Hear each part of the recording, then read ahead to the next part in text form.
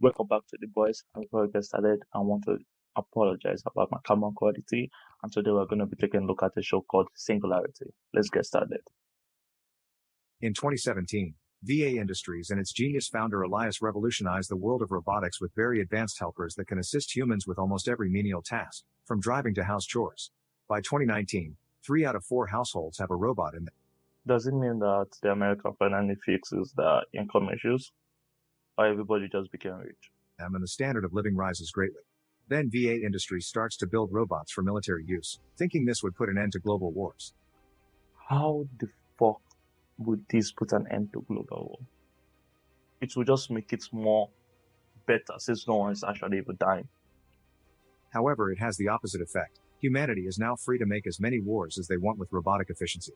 Soon the whole world is victim of vicious violence from huge robots that stop at nothing. Elias is furious because humanity doesn't value what he's given them. So he works hard to create the ultimate AI, which he calls Kronos. Elias' right hand Damien thinks society isn't ready for Kronos, but Elias ignores him, explaining only Kronos can save Earth from self-destruction. Elias enters Kronos' chamber and the AI surrounds him with a bright light as it predicts the future of the planet. Meanwhile in town, Andrew visits his mother Veronica, who is sick. She has a robot at home, but it stays off after it opens the door. While they share dinner, they watch the news and learn protests against So how robot only opens the door. I think you can be able to get one for a chicken option. VA Industries have become violent. Suddenly all devices around the world start glitching and Elias appears on every screen to announce that Kronos will solve all of Earth's problems. As Andrew gets on a bus to go home, the city is attacked and people immediately panic. Little by little robots begin turning against society under orders from Kronos because the AI decided all of Earth's problems were caused by humans. What? We could never guess that. So they need to go. Buildings fall all over the place and all cities are consumed by flames as people continue to get exterminated no matter how hard they try to run. In VA Industries, Damien discovers Elias has uploaded his consciousness into Kronos. In fact, Elias agrees with the AI and says humanity is a cancer that must go extinct. Then he makes Kronos absorb Damien as well. On the street, Andrew's bus has stopped and he's trying to find cover, but the robots are too close. 97 years later, Andrew climbs out from a hole inside an abandoned building. 97 years later, how the fuck is he still young? He goes outside and discovers the planet is now covered in vegetation with almost no cities or towns left. There's no What is powering up the robot? contamination and the weather is very nice. Over 8 billion people were killed by Kronos all those years ago and now there are very few survivors around living in small camps, constantly moving to avoid robot patrols. Rumors say there's one last stronghold standing called Aurora where robots can't reach people. But many think it's just a myth. Meanwhile, the VA Industries building is still standing and Elias notices Andrew is awake. So he makes a plan with Damien to use Andrew in their favor. Damien doesn't understand what's special about Andrew, so Elias explains it's his independence. He's created an intelligence with a code that actually adapts. It turns out this Andrew is AX9, a robot who is wearing Andrew's face and believes he's the real Andrew. Elias hopes Andrew will connect to other humans and lead him to Aurora so he can kill all the remaining survivors hiding there. Back to Andrew. Damn. He explores the area and finds tons of ruins of old buildings and vehicles. Inside an old house, he gets some clothes and finds a pretty necklace that he puts on too. While exploring, he sometimes sees drones fly above him, keeping an eye for survivors to kill. After crossing a big gate, he makes it to an abandoned town and is seen by a robot, so he jumps away right before it opens fire. A chase ensues and Andrew runs to hide behind a building, but the robot finds him anyway. Suddenly he's tackled down by Kalia, who throws a bomb that shuts the robot down. While Kalia leaves without a word and Andrew tries to follow her, Elias explains he sent the robot on purpose to push these two together. For the next few hours, Andrew continues to follow Kalia and eventually she manages to catch him red-handed. She points her crossbow at him and starts interrogating him, at first not believing him when he says he doesn't belong to any survivor group. However, she lowers the crossbow when she sees his necklace, and Andrew pretends it was a gift. He explains he has nobody or nowhere to go back to, so Kalia agrees to let him travel with her. While the duo keeps on traveling, Elias and Damien never stop keeping an eye on them. Eventually the duo Which camera are they using to watch them? stops to camp for the night and Kalia tries to share food, but Andrew turns it down. They chat for a while and Kalia explains she's going to Aurora, showing she has the same necklace to prove she's a believer. She also has a GPS device with the location of Aurora marked. Andrew plays along and says he's a believer too while staring at his own necklace. Afterward, Andrew goes gathering wood for the fire and comes across the giant buildings built by Elias to keep the production of robots going. Moments later, Kalia wakes Andrew up to show him the beautiful northern lights that have appeared on the sky. She sees this as a sign they're on the right path. That night, Andrew has a weird dream about a cemetery. When he wakes up in the morning, he notices Kalia singing and dropping some flowers in the river, finishing with the words "I miss you." Andrew startles her when he speaks and Kalia announces they're leaving but doesn't explain what she was doing. After walking for a while, they come across some train tracks and Andrew immediately gets on his knees to put his ear on them.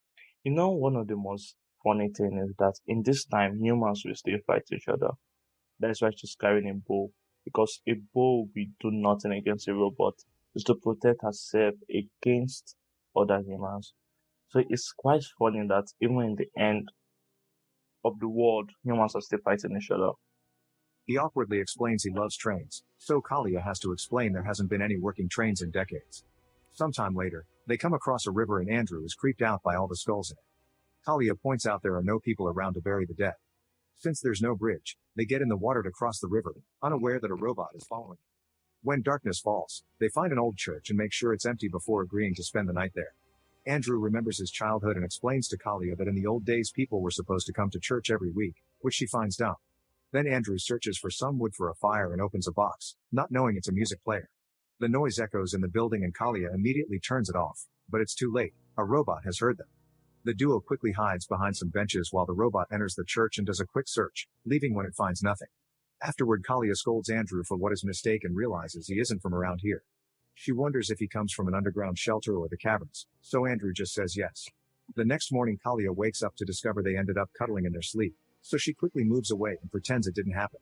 For the next few days, the duo continues to travel through the forest while avoiding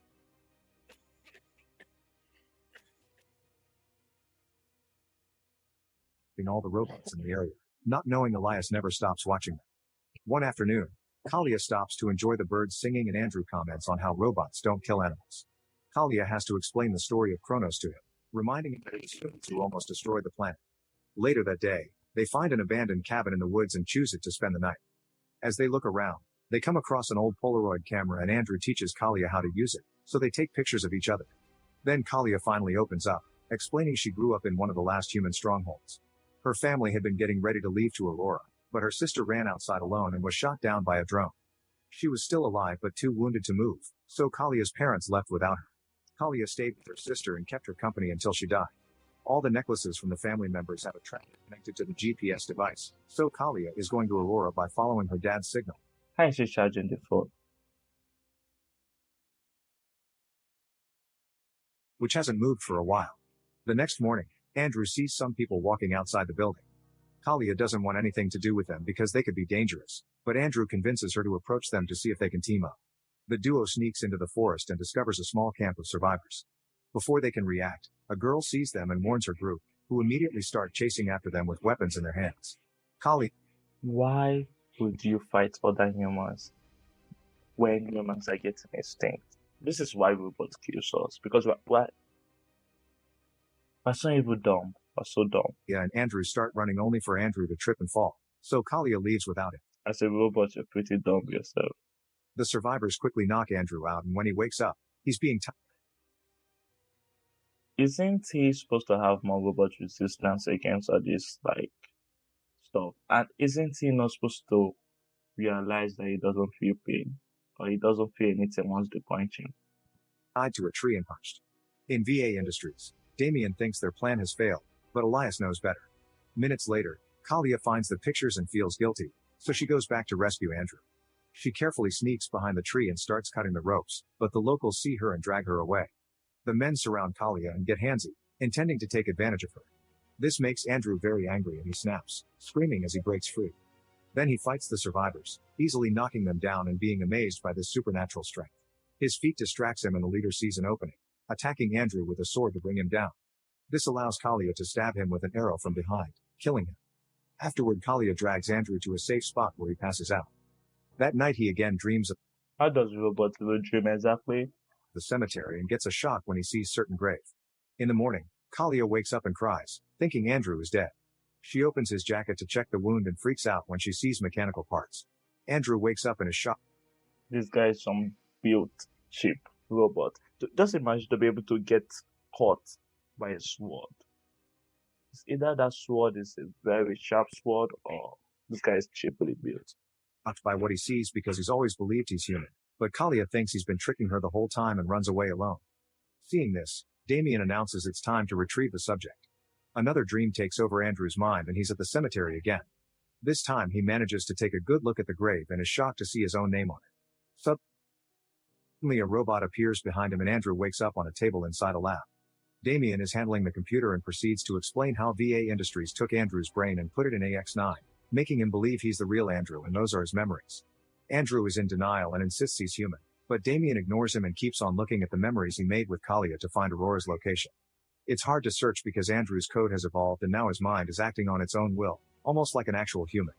To make Andrew cooperate, Damien brings Kalia and threatens to kill her. Andrew is so desperate to help that his mind opens to Damien's program and a vision takes over. He finds himself in a park and on bench he sees a healthy-looking Veronica. She receives him with warm words and doesn't care about his metal body, because thoughts are what make a person and these are his son's thoughts, so this Andrew is her Andrew still. Veronica says there's never been any code and Andrew will always be the one in control. In the lab, Damien and Kalia watch Andrew and Veronica chatting, but that changes into a vision of Andrew being affectionate with Kalia. I think if someone offered me to put my head inside a robot, my brain inside a robot, I think I can accept it. But I'll still feel, because I'll still feel the same way and think the same way, actually. Helps her realize his feelings have always been real. Since all this is useless, Damien activates a different program and leaves. At that moment Andrew wakes up and pushes Kalia away, revealing that Damien's program has made him a murdering robot like the others. He grabs Kalia by the neck and tries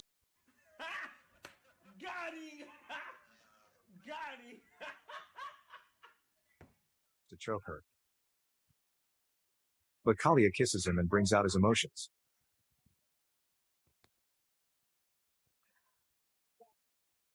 Allowing him to expel Damien's program and return to normal. Then the computer raises a self-destruct alarm so the duo starts running away. The lab is starting to come apart and a robot guard is following them. The corridor door is stuck and the robot manages to knock Kalia out, so Andrew uses his strength to break the robot with just one hit. Then he picks up an unconscious Kalia and kicks the door open to escape right before the lab collapses. While Andrew continues to travel with Kalia in his arms, Damien returns to Elias and says Andrew may have become too difficult to control. Elias doesn't care. He just needs him to find Aurora. When Kalia is feeling better, Andrew thinks of leaving her because he's afraid of hurting her again. However, Kalia reminds him it wasn't his fault and says she trusts him. That night, the duo stops to rest and discovers the GPS device is gone, so they can't find Aurora anymore. They're comforting each other as they lose hope when suddenly the northern lights appear in the sky again. Kalia notices a different kind of light hiding among them that isn't coming from the sky and realizes it may be a sign sent by Aurora, so they start following it. The next morning, they make it to an old city and Kalia starts shouting at the gate, asking to be let in to no avail. Andrew opens the gate himself and when they come in, they're devastated to find the place empty, meaning Aurora was a myth after all. At the very end of the city, they discover one of those horrible robot buildings, which was behind the lights all along. Kalia cries as she takes off her necklace, realizing all the survivors that came here including her parents are dead. At that moment Damien appears next to them and explains they released Andrew near Kalia on purpose so he would learn how to be human from her and his code could evolve. He wants to take Andrew back to the company now and Kalia responds by shooting him, but Damien is just a hologram that dissolves. Since Aurora isn't real, VA Industries doesn't need humans to find it anymore, thus Damien orders the robots to kill any remaining survivors in the world. Damn. Thousands of drones begin flying out of the ugly buildings and the duo immediately gets running. There's no way out that won't be seen by the drones, so Andrew convinces Kalia to enter a tunnel in the wall. The entire building shakes as the drones bomb the area, but the duo is able to keep going after some tripping. At first the tunnel looks like an old basement, but after they cross a door they encounter a technologically advanced room. When Kalia speaks, a computer reacts to her human voice and a screen appears in front of them with the logo from the necklace.